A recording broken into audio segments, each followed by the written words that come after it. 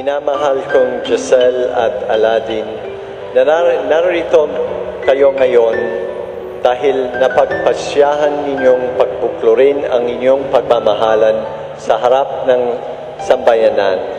Tinitiyak ko sa inyo ang panalangin ng sambayanan ng Diyos na naway pagkalooban ng Diyos ng kanyang masaganang biyaya ang inyong pagmamahalan.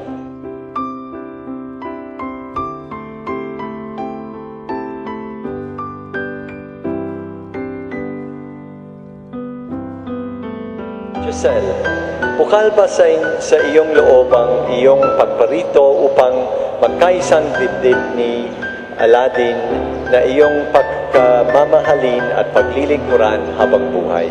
Opo, Padre. Aladdin, bukal ba sa iyong loob ang iyong pagparito upang magkaisang dibdib si Giselle na iyong pagmamahalin at paglilingkuran habang buhay? Opo, Padre.